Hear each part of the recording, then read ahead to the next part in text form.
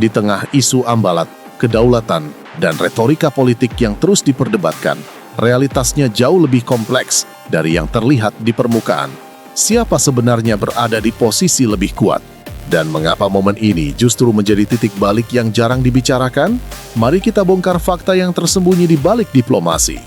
Pada 11 Februari 2026, sebuah adegan yang syarat ironi terjadi di hadapan kawasan ini. Timbalan Perdana Menteri Malaysia, Datuk Seri Fadillah Yusof, terbang ke Jakarta, bukan untuk berlibur. Bukan sekadar menghadiri pertemuan rutin, ia datang membawa misi yang jauh lebih mendesak, memohon agar Indonesia tidak memotong pasokan batu bara ke Malaysia. Ya, Anda tidak salah dengar.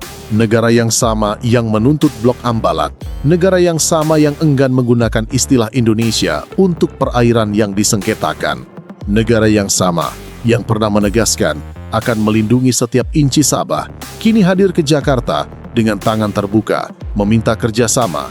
Inilah yang saya sebut sebagai karma.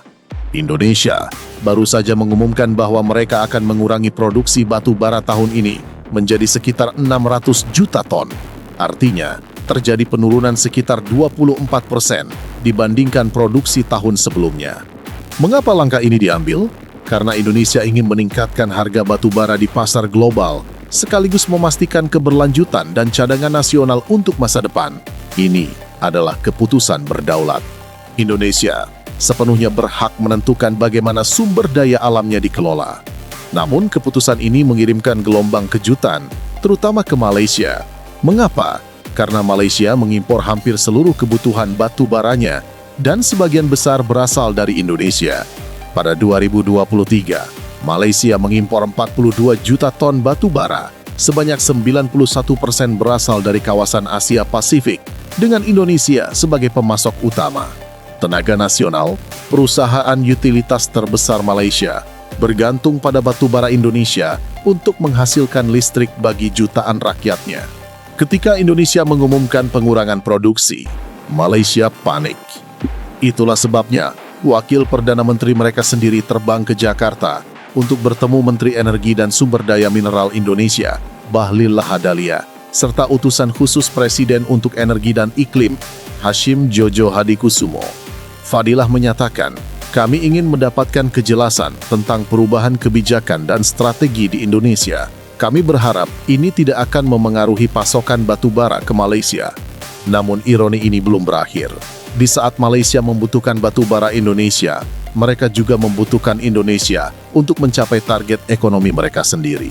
Pada Juli 2025, kedua negara sepakat menargetkan nilai perdagangan sebesar 30 miliar dolar Amerika Serikat.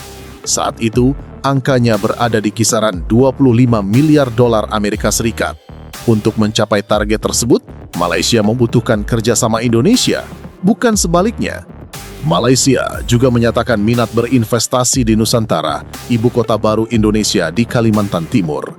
Proyek ini telah menarik lebih dari 4 miliar dolar Amerika Serikat investasi sektor swasta hingga Mei 2025. Sarawak, negara bagian Malaysia yang paling vokal soal kedekatan dengan Indonesia, ingin menjadi pusat energi yang memasok listrik ke Nusantara.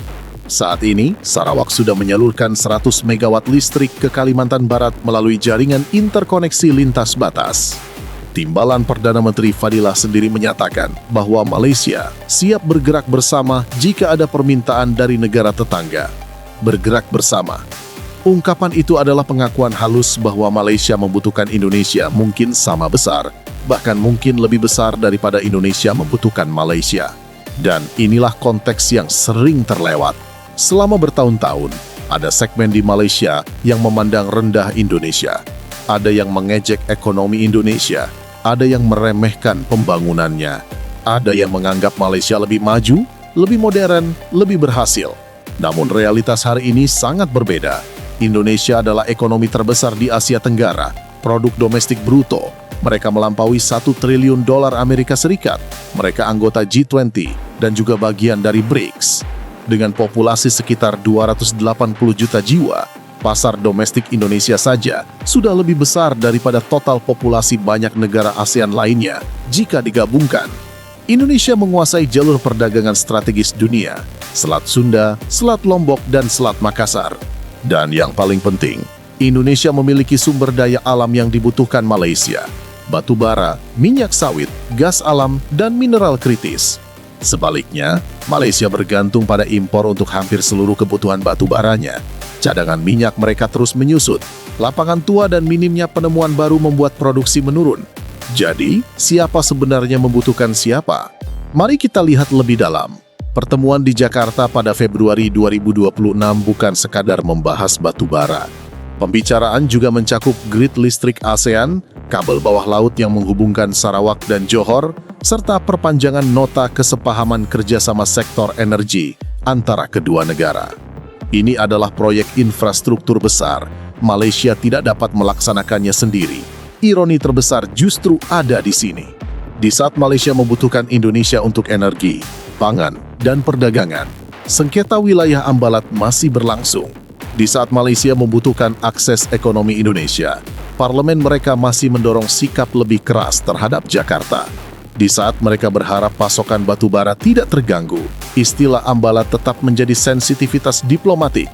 Ini bukan diplomasi yang cerdas, ini kontradiksi yang nyata. Dan Indonesia memahami situasi tersebut. Presiden Prabowo Subianto memilih untuk tidak mengeksploitasi kelemahan itu. Ia justru mengulurkan tangan persahabatan. Ia menyatakan, "Kami bersahabat dengan Malaysia, kami berasal dari akar yang sama. Itulah kelas, itulah kematangan, itulah kekuatan yang sesungguhnya." Kekuatan sejati bukan tentang memenangkan setiap sengketa. Kekuatan sejati adalah ketika posisi Anda begitu kokoh sehingga Anda tidak perlu meninggikan suara. Indonesia hari ini berada pada posisi itu. Lalu apa pelajarannya? Malaysia perlu menyadari bahwa hubungan dengan Indonesia bukan permainan zero sum. Keberhasilan Indonesia bukan ancaman, ia adalah peluang. Sarawak sudah memahami realitas ini, itulah sebabnya mereka berinvestasi di Kalimantan. Itulah sebabnya mereka membuka penerbangan langsung ke Nusantara. Itulah sebabnya mereka berbicara tentang masa depan Borneo bersama Indonesia. Mungkin sudah saatnya Kuala Lumpur melangkah seiring dengan realitas baru ini. Pada akhirnya, kisah ini bukan sekadar tentang batu bara, bukan sekadar tentang Ambalat, bukan pula sekedar tentang siapa yang lebih kuat dalam satu episode diplomasi. Ini tentang perubahan keseimbangan kekuatan di Asia Tenggara, tentang bagaimana realitas ekonomi seringkali lebih lantang daripada retorika politik, dan tentang bagaimana negara yang mampu membaca arah zaman akan memilih kerjasama dibandingkan konfrontasi. Hubungan Malaysia-Indonesia seharusnya tidak dibingkai sebagai kompetisi siapa yang lebih unggul, melainkan sebagai kemitraan strategis dua bangsa serumpun yang masa depannya saling terhubung. Dunia sedang berubah, pusat pertumbuhan sedang bergeser, dan keputusan hari ini akan menentukan posisi esok. Pertanyaannya kini bukan lagi siapa membutuhkan siapa, melainkan siapa yang lebih cepat beradaptasi dengan realitas baru ini.